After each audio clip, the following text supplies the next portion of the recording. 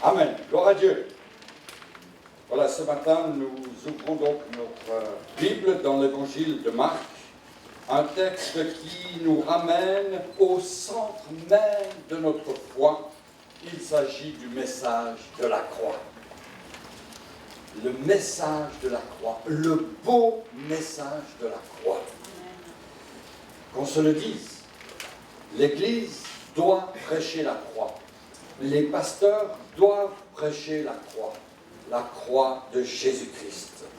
Dans l'évangile de Marc, au chapitre 15, à partir du verset 16 jusqu'au verset 37, nous lisons ceci. Les soldats conduisirent Jésus dans l'intérieur de la cour, c'est-à-dire dans le prétoire, et ils assemblèrent toute la cohorte. Ils le vêtirent de pourpre et posèrent sur sa tête une couronne d'épines qu'ils avaient tressée. Puis ils se mirent à le saluer. « Salut, roi des Juifs !» Et ils lui frappaient la tête avec un roseau, crachaient sur lui et, fléchissant les genoux, ils se prosternaient devant lui.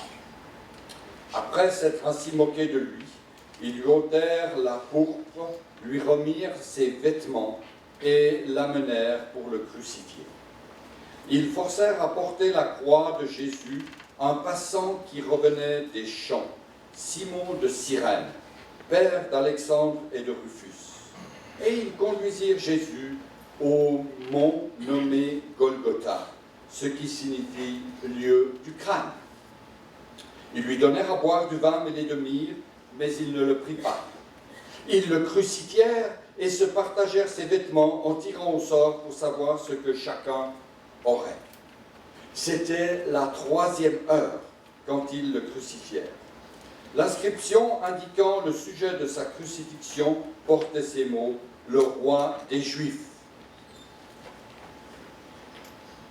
Ils crucifièrent avec lui 2 brigands, l'un à sa droite et l'autre à sa gauche.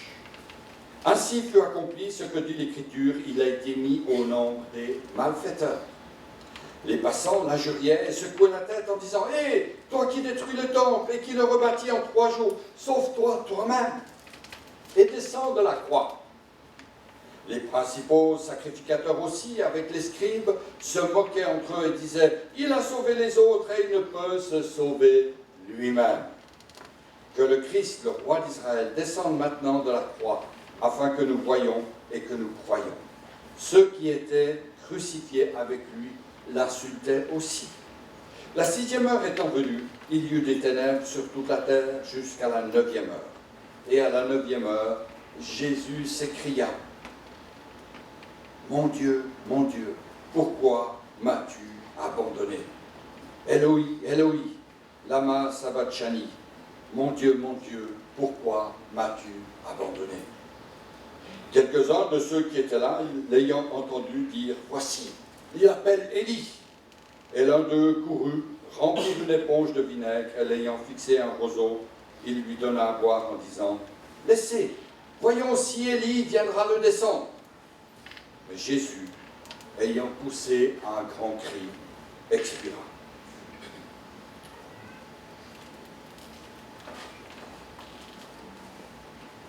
Ce sujet de la crucifixion de Jésus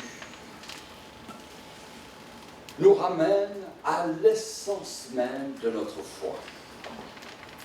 D'ailleurs, le plus grand des apôtres, l'apôtre Paul, lorsqu'il était en Grèce, que prêchait-il? Lorsqu'il était dans la synagogue, que prêchait-il? Lorsqu'il était rempli de l'Esprit Saint, que prêchait-il?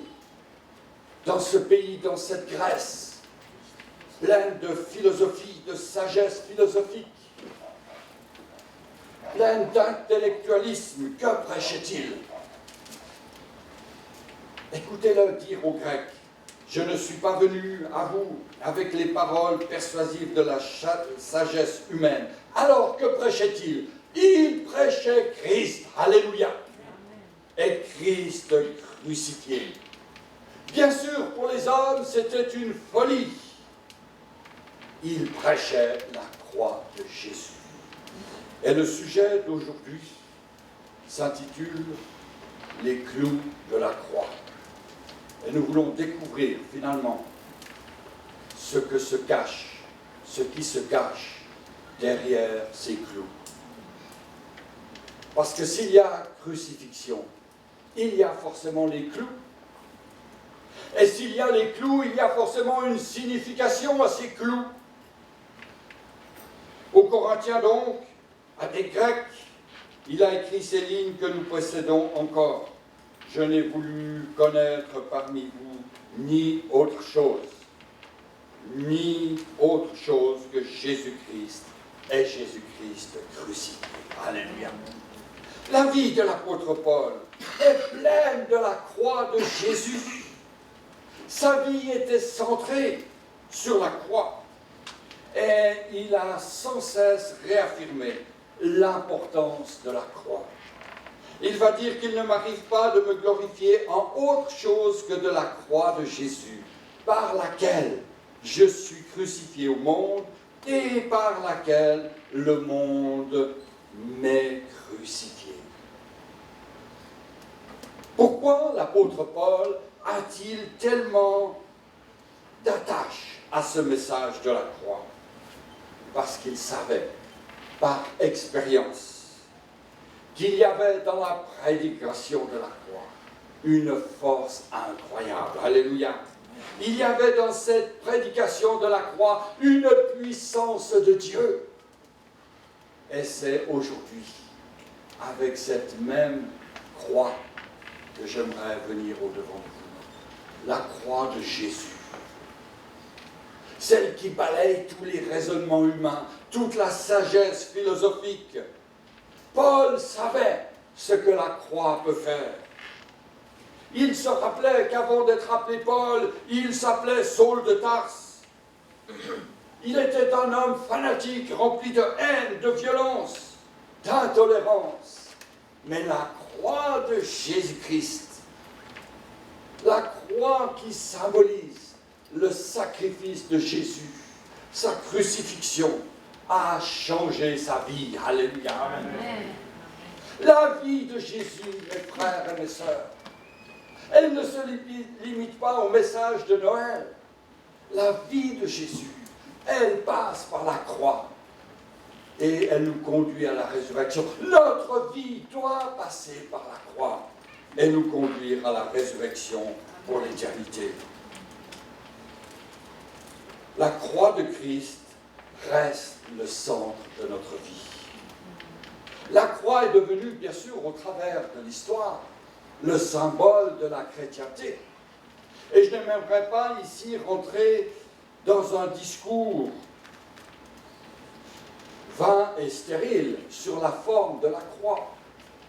Parce que certains disent que la croix au temps de Jésus n'était qu'un poteau vertical. D'autres disent que la croix avait la forme d'un X comme la croix de Saint-André. D'autres disent encore que la croix n'avait qu'une forme de T sur laquelle le supplicié était cloué. D'autres pensent que la croix était celle que nous représentons traditionnellement. Peu importe, la croix reste la croix. Et ce que j'aimerais que nous puissions réaliser ce matin, c'est la valeur qu'elle a pour chacun de nous. Parce que finalement, le supplicié, en l'occurrence notre Seigneur Jésus, a été cloué sur la croix. Et c'est ces clous qui l'ont tenu rivé à la croix. Mais quels étaient ces clous? Quels étaient ces bouts de fer plantés dans les membres, dans les mains, dans les pieds de notre Seigneur? Voyez-vous, nous avons lu ce texte tout à l'heure qui nous rappelle qu'au pied de la croix, il y avait des prêtres, des soldats, des badauds. Et qui, non contents d'avoir mis Jésus en croix, l'insultaient avec dérision et lui disaient « Si tu es le Fils de Dieu, descends de la croix !» Et la question que je me pose ce matin, et que je vous pose, Dieu, dans sa grâce, nous a fait parcourir ce terrible récit de la crucifixion. Mais en réalité, est-ce que Jésus pouvait descendre de la croix? Jésus pouvait-il descendre de la croix? Ces hommes lui ont lancé un défi. Jésus, descends de la croix si tu es fils de Dieu. Mais derrière ces clous visibles, il y en avait d'autres. Des clous invisibles. Et ceux-là, beaucoup plus que les premiers, maintenaient Jésus attaché à la croix. Amen. S'il n'y avait eu que les clous physiques, oui, Jésus aurait pu descendre. Mais au-delà des clous physiques, il y a des clous spirituels. Amen. Et parce qu'il y a ces clous spirituels, ceux que j'ai plantés moi-même, Jésus ne pouvait pas descendre de la croix. Nous allons donner quelques noms à ces clous. Premièrement, le clou de l'obéissance, le clou de son obéissance à Dieu. Nombreux sont ceux qui n'ont jamais compris le message de l'Évangile, parce qu'ils n'ont regardé le crucifié du calvaire qu'avec des yeux humains. Ils n'étaient pas éclairés par la parole de Dieu, par le Saint-Esprit. Pour eux, cet homme, ce Jésus, c'est vrai, c'est un homme extraordinaire. C'est peut-être le plus grand des philosophes. C'est un martyr, assurément. Pour eux, la croix est l'aboutissement de son franc-parler et l'aboutissement de ce qu'il a proclamé. C'est l'aboutissement de sa vie. Jésus, pense-t-il, a été victime de son enseignement révolutionnaire. Il y a dans cela une part de vérité, bien petite, mais c'est vrai que ça donne à réfléchir. Mais s'il n'y avait que cela, Jésus serait mort par accident, par hasard, à l'improviste. Et la Bible nous apprend que Jésus-Christ est mort, non pas accidentellement, non pas par hasard, non pas parce que l'histoire devait se faire, mais selon un plan tracé longtemps d'avance. L'apôtre Pierre nous dit par exemple qu'il est l'agneau prédestiné dès avant la fondation du monde. Et l'Ancien Testament est rempli de prophéties au sujet de Jésus. Nous pourrions prendre le psaume 22, par exemple, écrit 1000 ans avant la naissance, où nous trouvons qu'il se présente en disant « Ils ont percé mes mains et mes pieds ». Psaume 22. Jésus lui-même va dire 1000 ans avant sa crucifixion « Ils ont percé mes mains et mes pieds ». Et cela à une époque où ce supplice romain n'existait pas. Puisque la crucifixion, c'est Rome même qui l'a créée. Et 1000 ans avant, la ville de Rome n'existait pas. En tout cas pas l'Empire romain. Et ce supplice abominable. C'est-à-dire que le Seigneur est venu selon un plan tracé d'avance.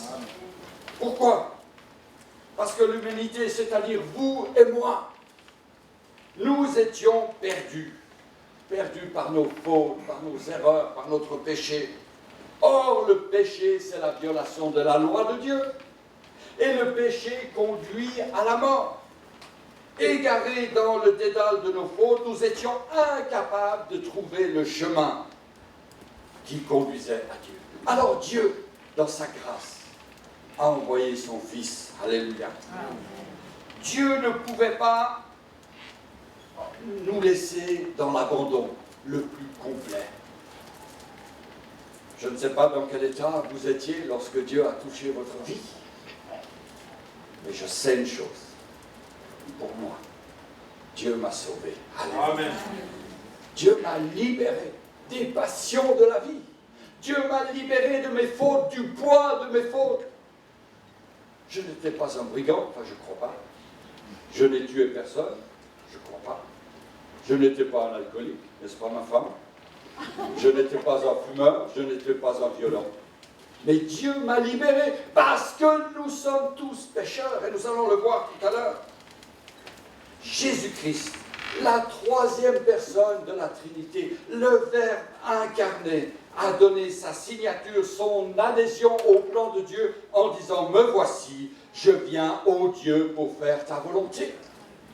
Et la croix est un acte d'obéissance de notre Seigneur Jésus à son Père. C'est par obéissance que le Seigneur est monté en croix. Par une obéissance totale, complète, sans discussion à son Père céleste.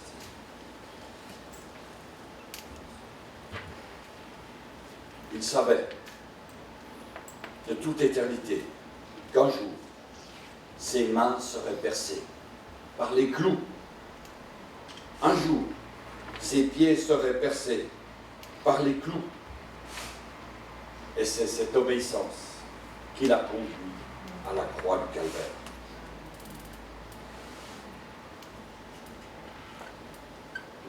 Lorsque nous lisons, nous écoutons ce récit de la crucifixion, nous sommes pleins d'émotions.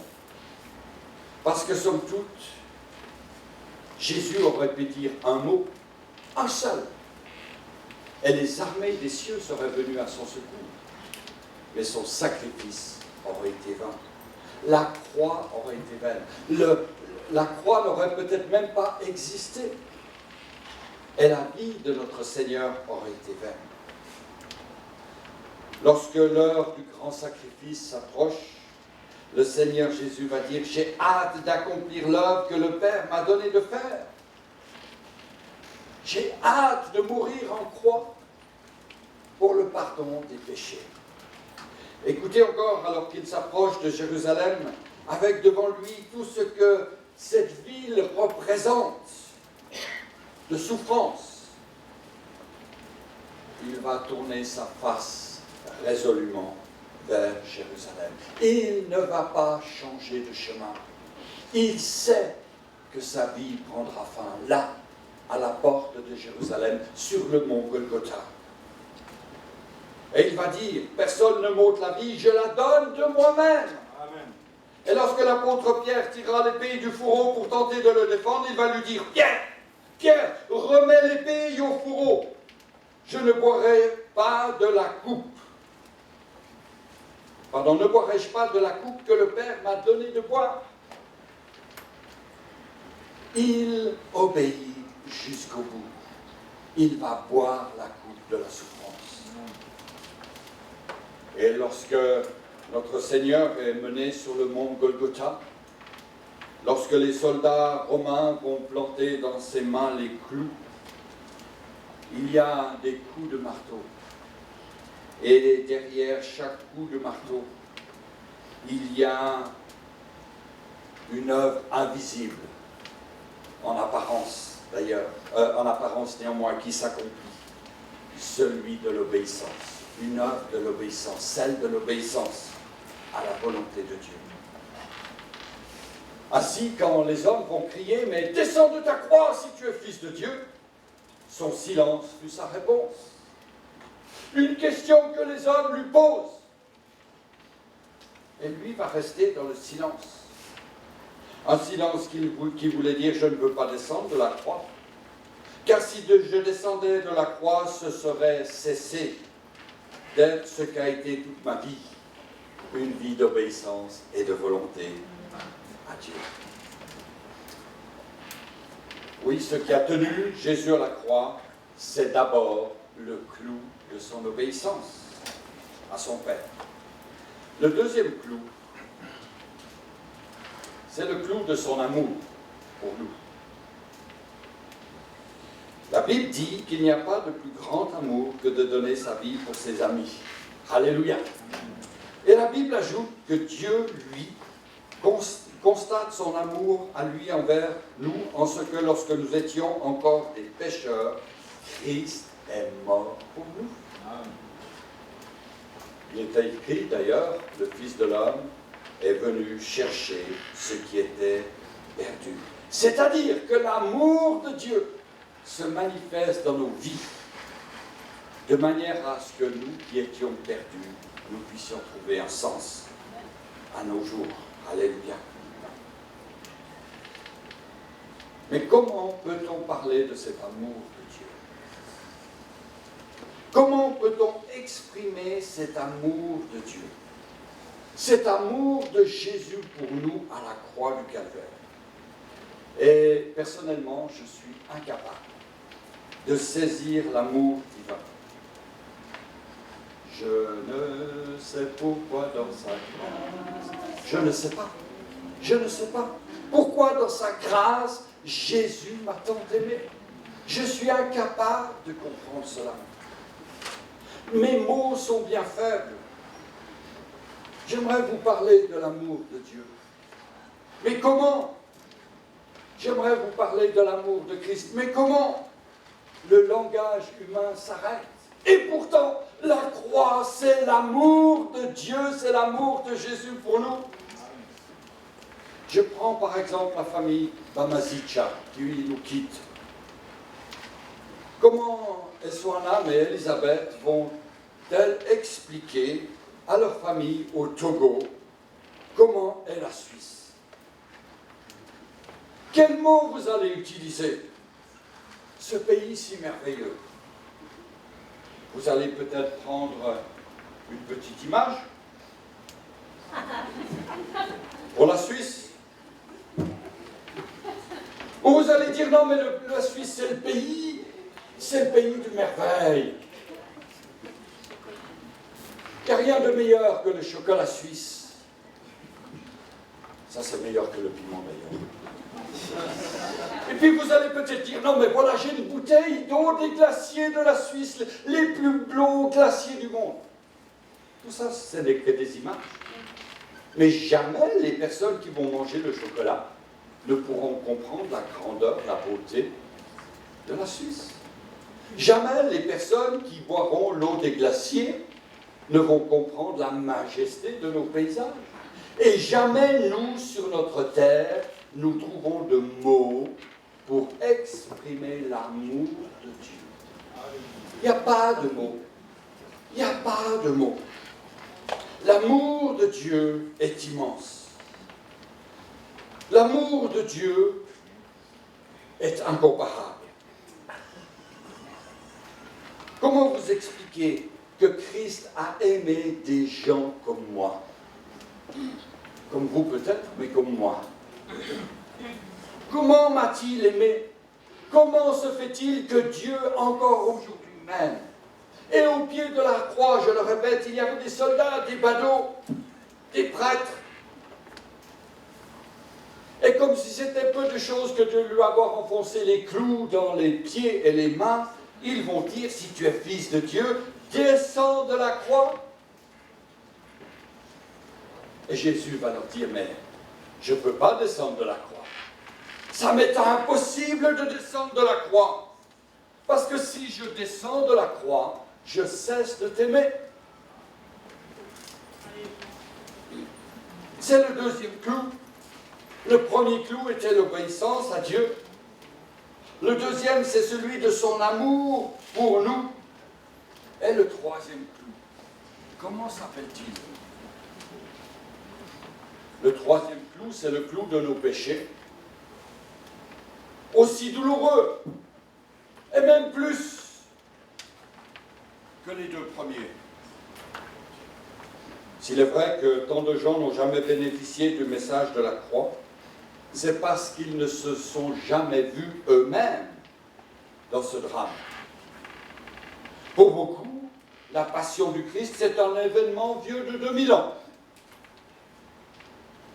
Une très vieille histoire qui se perd dans la nuit des temps. Si vieille qu'ils ne peuvent avoir aucune relation qui les unit à cet événement.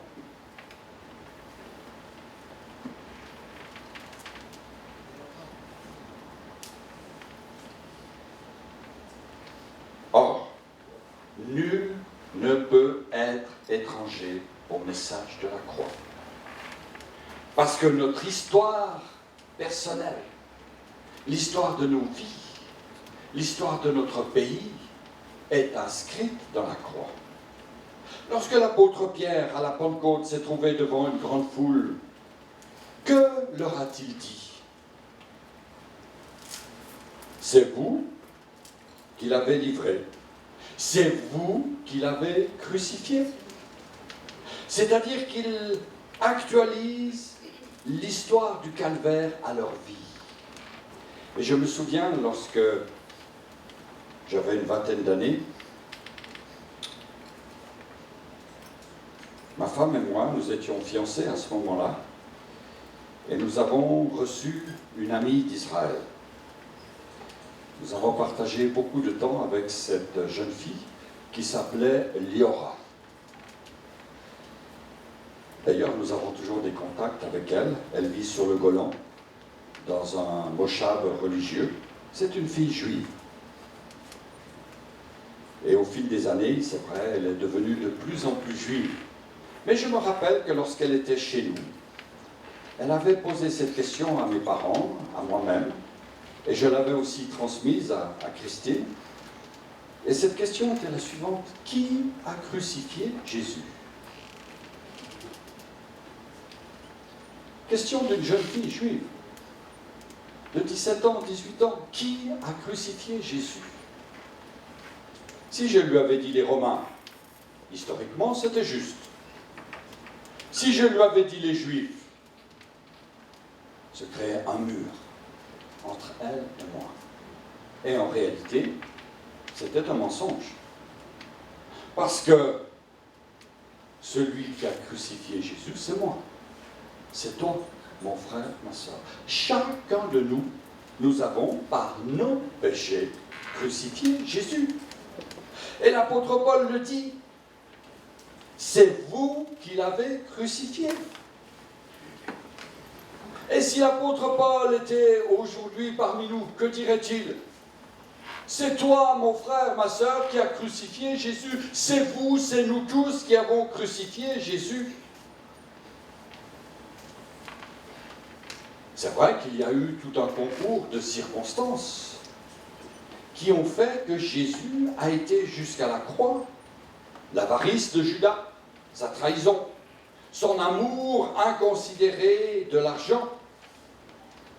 Mais où est notre amour à nous? Ce qui a conduit Jésus à la croix, c'est le reniement de Pierre, mais peut-être aussi nos reniements, car à notre façon, nous avons souvent renié le Seigneur. N'est-il pas vrai? Ce qui a conduit Jésus à la croix, ce sont les hésitations, les calculs de Pilate. Et puis c'est aussi nos hésitations, nos calculs. C'est nos indifférences, nos haines. C'est notre hypocrisie, notre incrédulité. Nous avons tous joué notre part dans le drame de la croix. Et n'oublions jamais ceci, tous les péchés qui ont entouré la croix de Jésus se retrouvent dans chaque vie d'homme et de femme. Vous savez, pendant l'été, des milliers de touristes vont visiter des cathédrales, des églises, des monastères, des basiliques. Et puis surtout quand il fait bien chaud, on apprécie d'être dans la fraîcheur. Et puis, on va à chaque fois être plus ou moins émerveillé par la construction, leur style architectural, le travail de la construction. Et peut-être que devant une croix, on va être rempli d'émotions. Mais le malheur, c'est que très souvent, les hommes et les femmes ne s'y voient pas eux-mêmes sur la croix. Ils voient un symbole, ils voient une histoire, ils voient l'aboutissement de la vie de Jésus, mais somme toute, sur la croix, c'est nous qui devrions y être.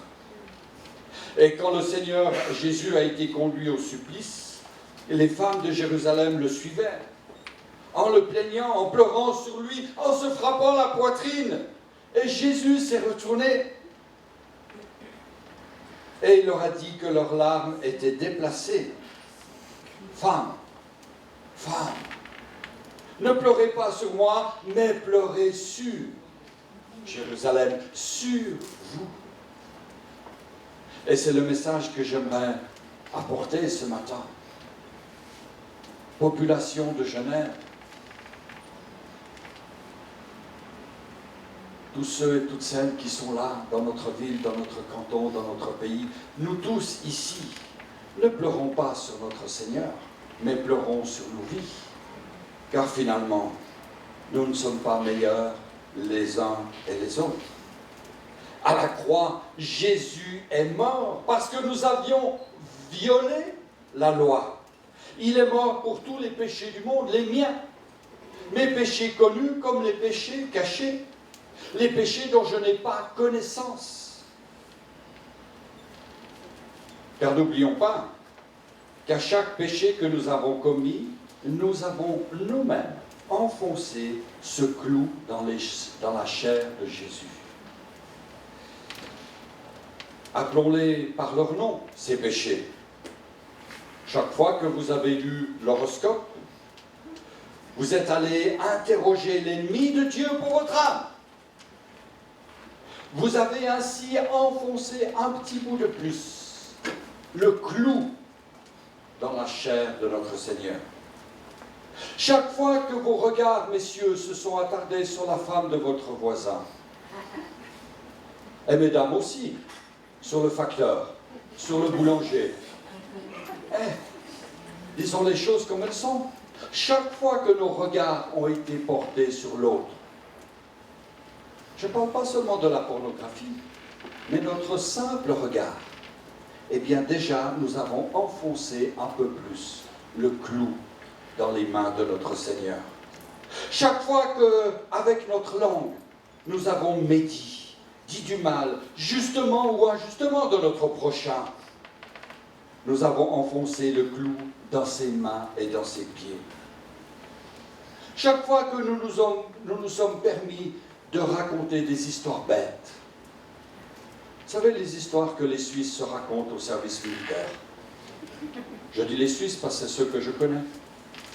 Les histoires qui sont en dessous de la ceinture. Chaque fois, nous avons enfoncé un bout de plus le clou dans les mains de notre Seigneur.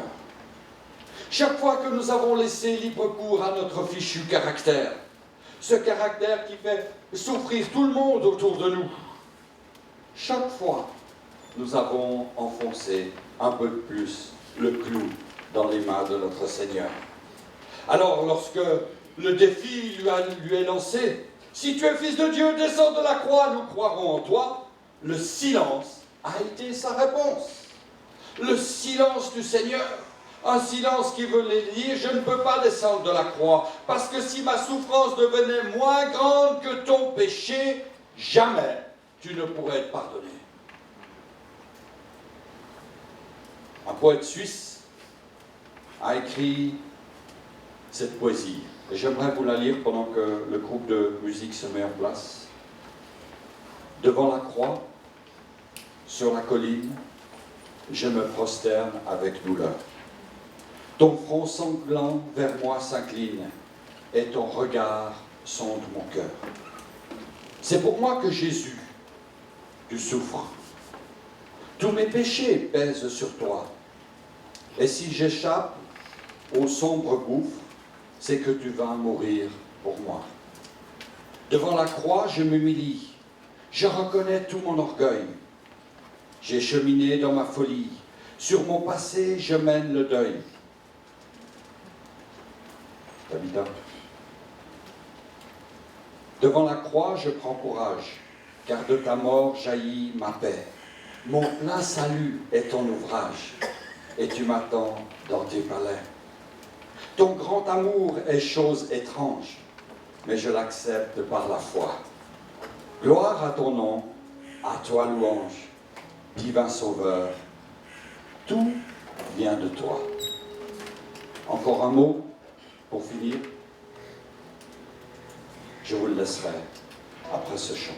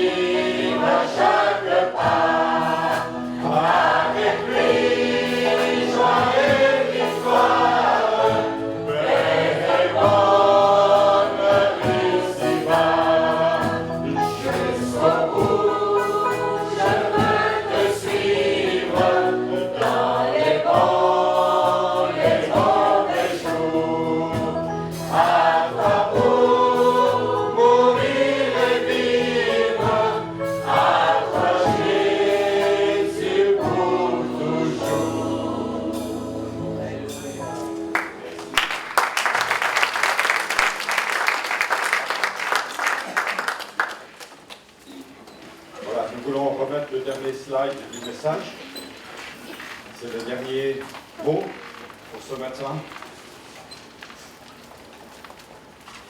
Il y a assez d'obéissance dans la croix pour pardonner toutes nos désobéissances. Il y a dans la croix assez d'amour pour pardonner et couvrir tous nos manques d'amour. Et il y a dans la croix assez de souffrance pour expier tous nos péchés, pour pardonner tous nos péchés. Alors ce matin, quelle est votre décision? La voix du Seigneur vous appelle-t-elle ce matin à confier votre vie dans les mains du Maître? La voix du Seigneur vous appelle-t-elle ce matin, comme il nous l'a été rappelé dans les dons spirituels, comme il nous l'a été dit dans les dons spirituels, à ne pas faire de compromis? Acceptez-vous ce matin de confier cet été dans les mains du Seigneur, cette année dans les mains du Seigneur, ce temps de vacances dans les mains du Seigneur, ce temps peut-être d'incertitude pour votre vie dans les mains du Seigneur? Il est le Dieu fidèle. Obéissez au Seigneur et il sera plein d'amour pour chacun de vous. Nous courbons nos têtes. Seigneur, ce matin, nous venons à toi, tels que nous sommes, Seigneur. Tu as souffert pour nous, Seigneur. Tu as mis ta vie. Tu l'as laissé mettre sur la croix. Tu as donné le meilleur de toi-même. Tu as été percé par les clous afin de nous donner, Seigneur, un avenir et de l'espérance.